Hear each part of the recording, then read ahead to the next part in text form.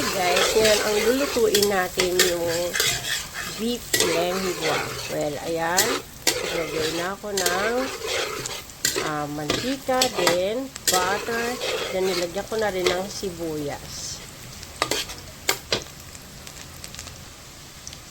Yan, pag medyo yan, malata-lata na ang sibuyas. Lagyan na natin ng bawang. Ching! Maybe this time. Yan. Saka ako nagpakikitang pagsasayaw ko ng maybe this time. No trendy man. By this time, luto muna tayo ng beef lengua. One of my specialty.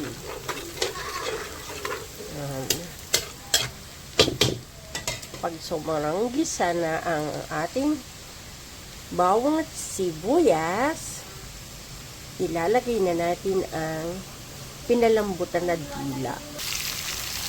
Ilagay na natin ang pinalambutan na dila o dila ng baka.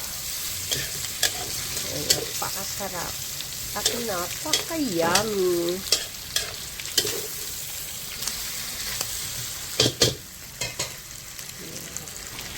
Ayan, lagyan na natin ang stem, mushroom stem.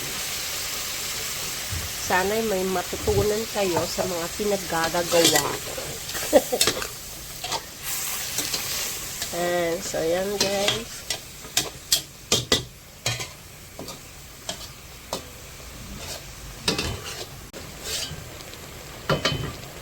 Lagyan natin ng paminta.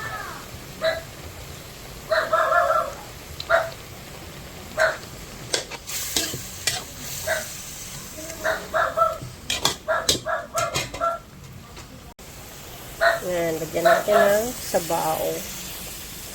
Yung sinasabaw ko dito guys, hindi na yung pinaglagaan kasi medyo nalalansahan na ako doon. So, kasi lalasa naman to eh. So, bagong tubig na malinis. Mineral water. Ayan.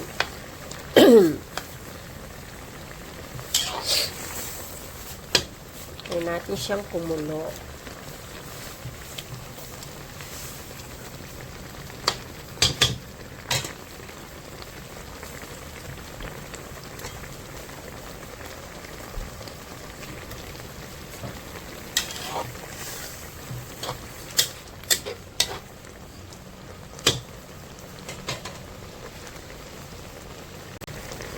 Lagay natin ang nilusaw na mushroom powder. Yan. Hintayin natin kumulo uli siya.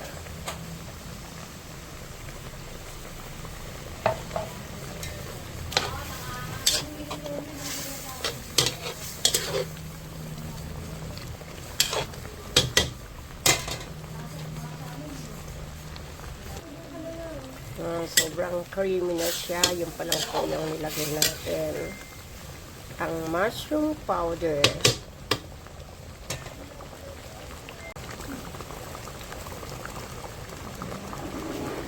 Lagay na rin natin ang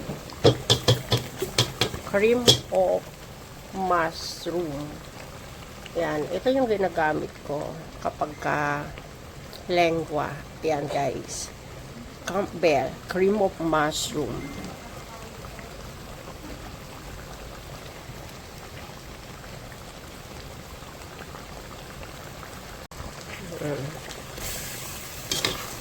Halo-haloin natin.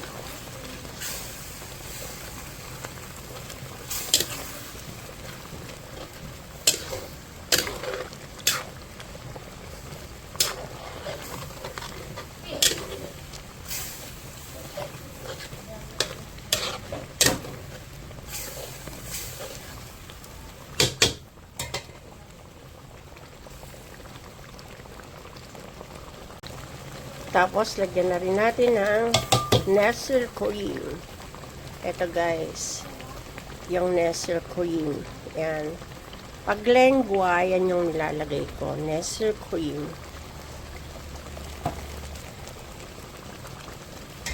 haluin.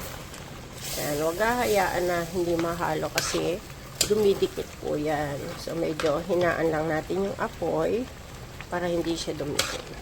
Napaka-creamy na niya.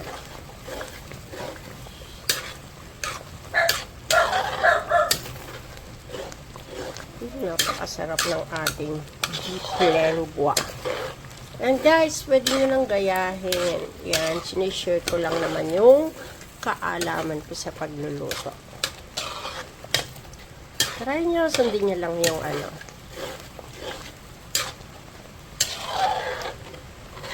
yung procedure ko. Yan, kinagdara na rin natin ng keso. Napaka-creamy guys. So, talagang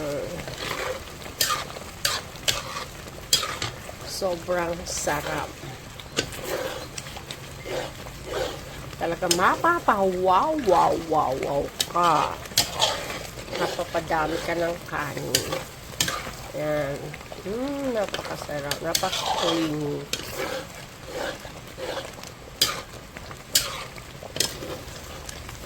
Napaka-creamy ng aming beef lengua.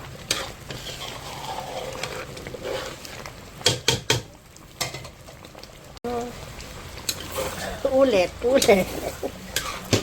Well, eto guys, ito paluto na. Papatikim muna natin sa aming taga-tikim. Titikman niya kung masarap ba talaga.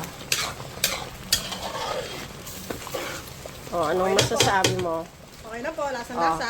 Okay na daw. Masarap na daw. Kasi ito yung taga-tikim namin. Hindi siya nagyoyos. Wala siyang, iniinom na alak. O, Kaya okay na okay pa yan. O, ikaw, titikim ka rin ba? Okay, guys.